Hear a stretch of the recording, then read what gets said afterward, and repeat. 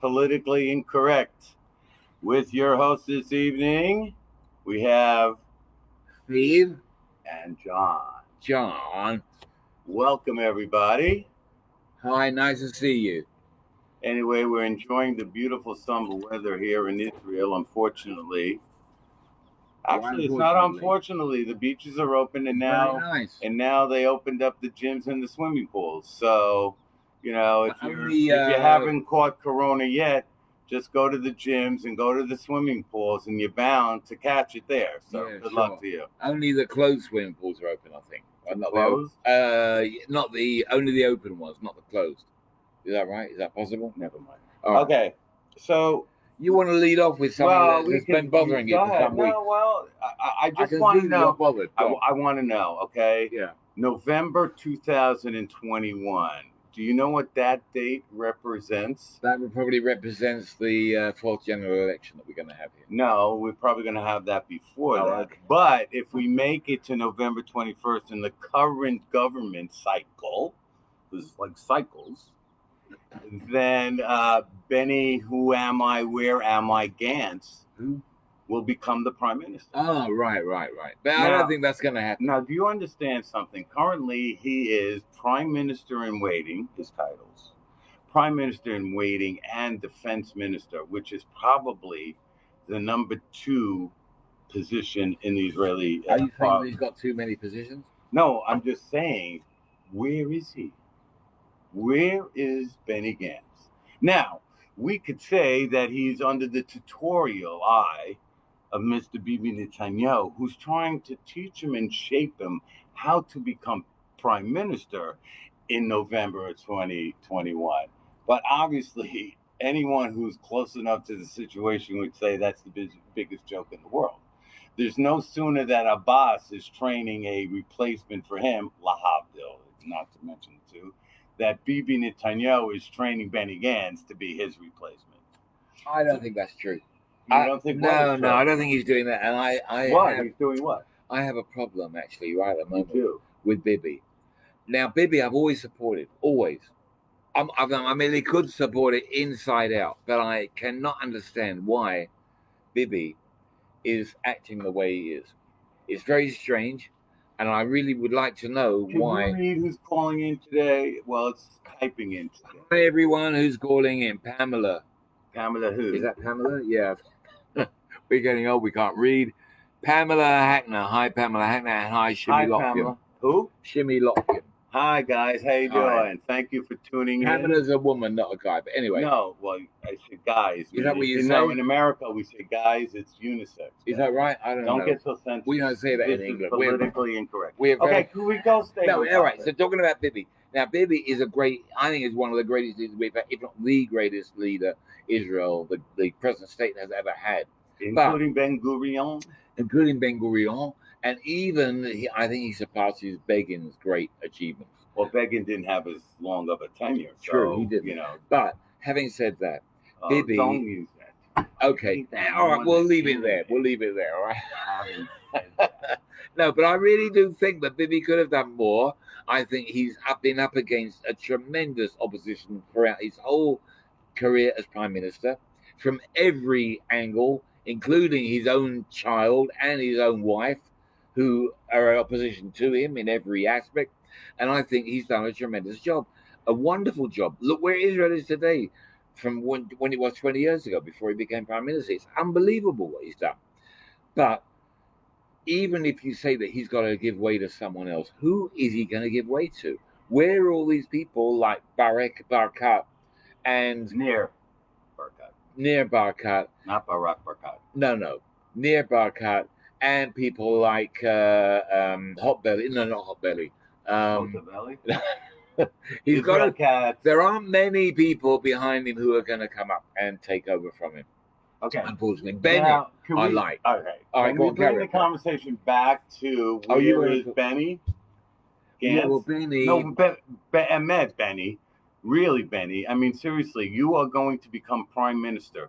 You have no experience in government, in politics whatsoever. You were chief of staff in the army, which kind of gave you superior rule over everybody, at least under where you were under the prime minister.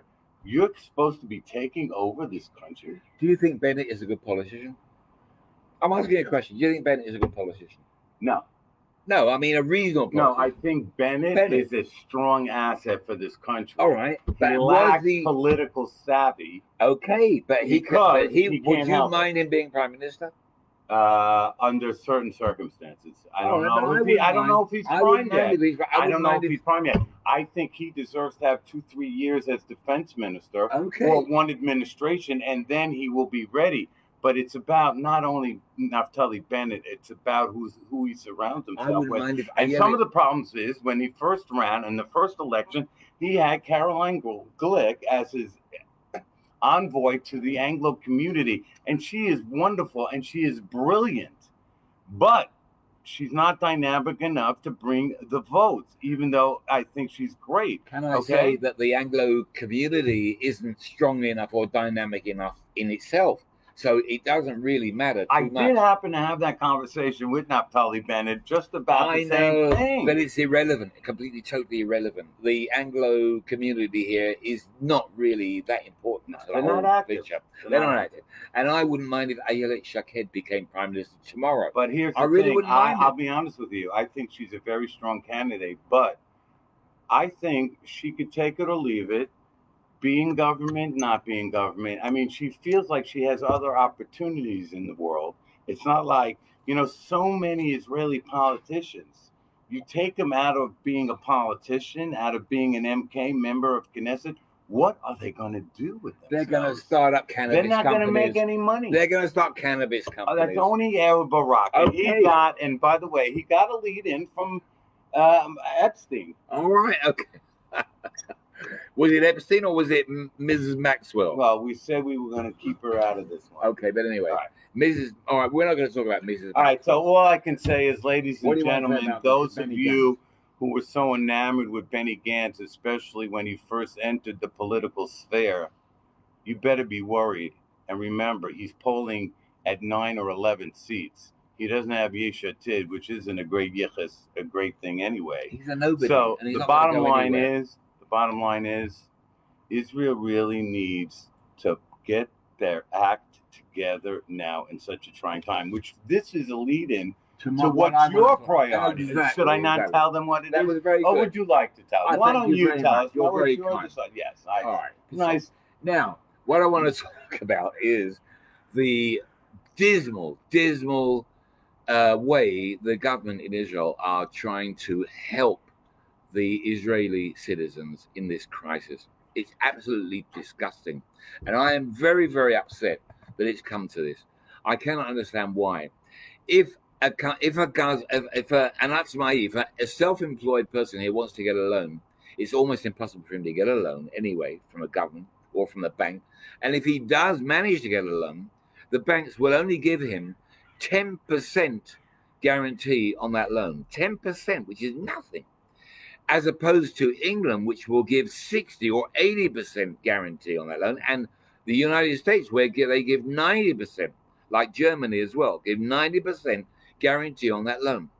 Furthermore, England, which is not by any means a wealthy country, they've gone and they've put their balls on the line, and they've said any leisure activity. I thought they lost their balls long ago. Any leisure activity, hotels, whatever you want, anything to do with leisure, cinemas, restaurants, anything to do with leisure, the VAT has come down from 20% to just 5%.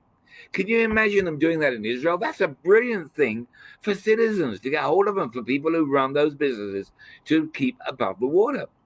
Then they have also stamp duty or tax on buying homes has been withdrawn. There is no tax on buying a new home for the foreseeable future. They've banned it. They've got rid of it. Now, why can't they do that in Israel?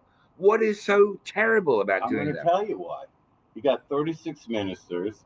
You got 14 deputy ministers. You got bloated stuff. You got prime ministers getting tax rebates, even though they were upset that they had or whatever. You have such waste. You know what? I think for a while we should stop. People who want to take deductions. First of all, what would be a problem to cut government ministries and all salaries by 30 to 50%. I'm very upset. I don't understand. It's a terrible thing. Lead by example. Exactly. Otherwise, you're telling us you're in it for the money. You're in politics for the money. You're in politics for your connections. You're in politics for all the cronyism that's available to you. Show the people that you care. I have to admit something here. With who? I agree with you. Oh my God! You know, it doesn't happen very often. No, I do. I really agree with you. I think it's a terrible thing, and I think it's a real black mark against our lovely country that we live in. Well, you know what the problem is? It's set up really poorly, and unfortunately, I love this country with all my heart and all my soul. I'm so happy to be here, ladies and gentlemen. I'm telling you, I wish it on all my friends in the Galut, in the diaspora, that should be lucky enough to live in this beautiful, wonderful country.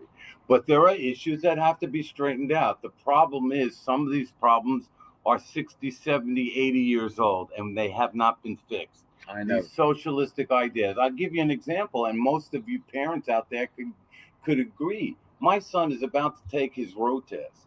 I think he had to take something like 28 lessons to go for a road test. And first he has to have a mock road test before he can take his real road test. Is that absurd? What kind of cronyism is that? When I was a kid, we took a written test, and then my brother took me out driving.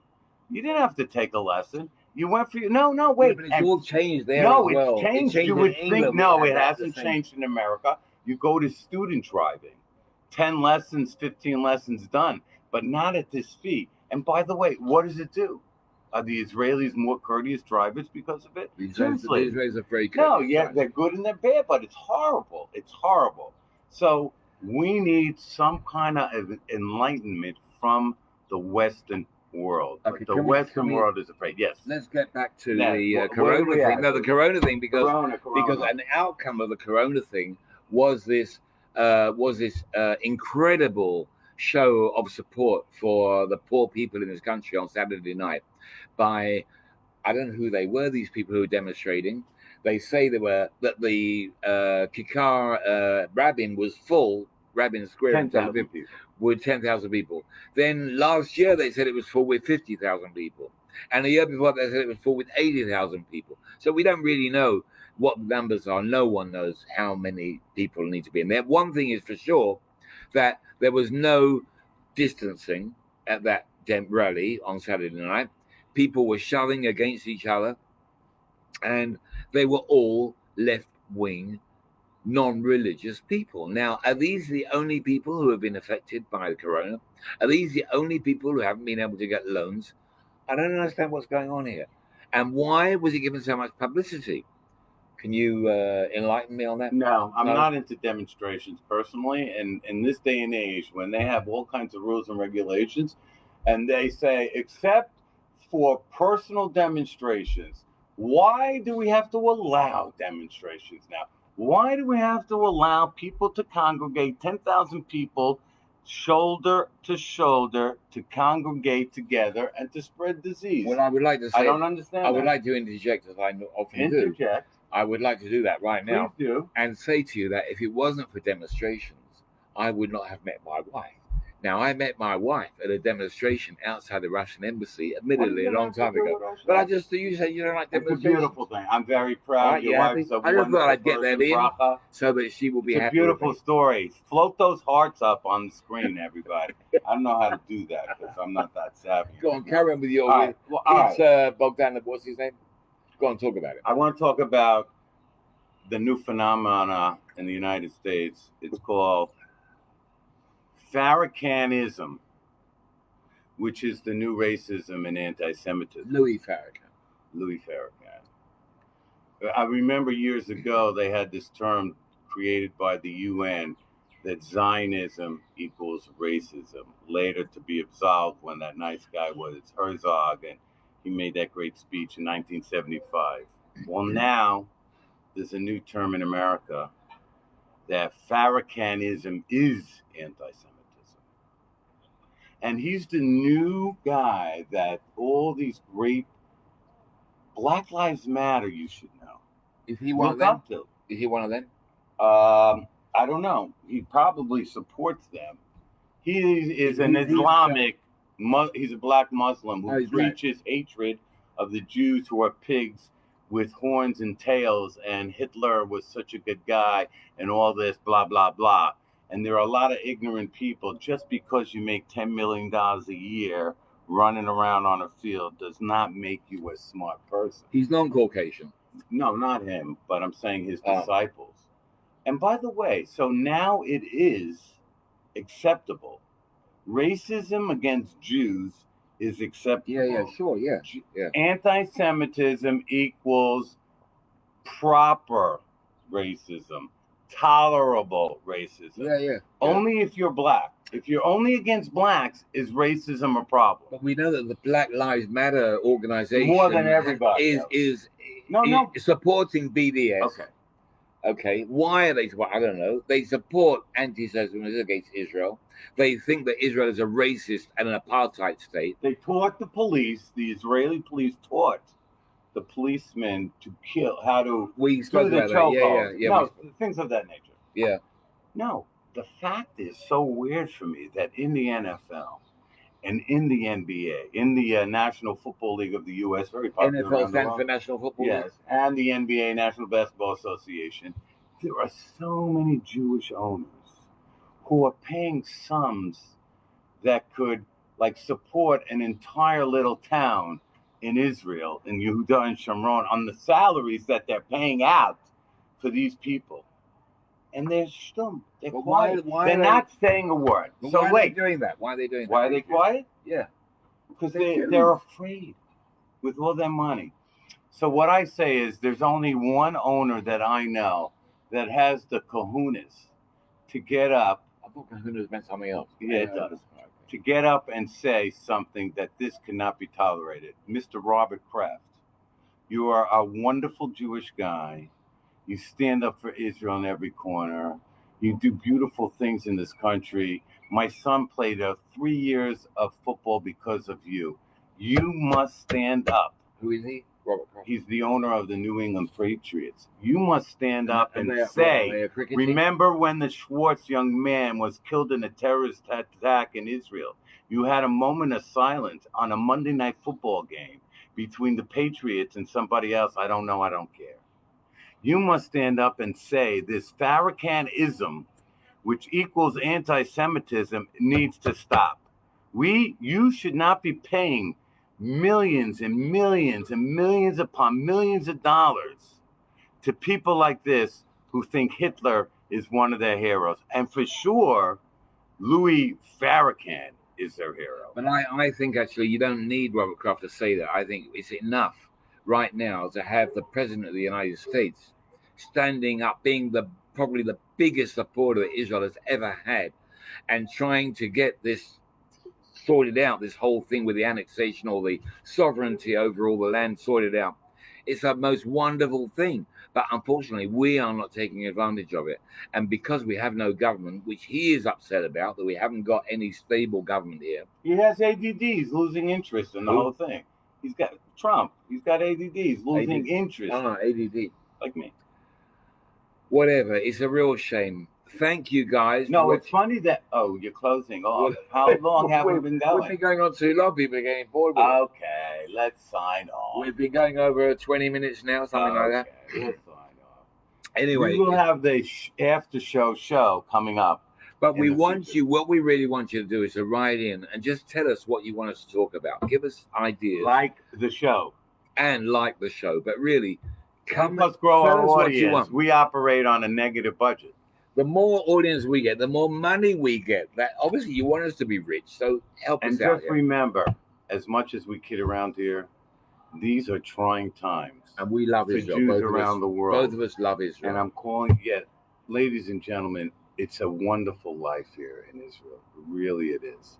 From so many aspects. But that's another topic. Thank you for watching. Goodbye from me. All right, I guess that's it for me. Shalom from Israel. We'll see you next week. And don't forget, tell everybody about the show, share the show, and let's hear your comments. Ciao, ciao. Keep healthy, everyone. Bye. Bye-bye. Wasn't bad. Pretty good. That was good. Someone should hire us for free. We're entertaining. We've been doing this forever.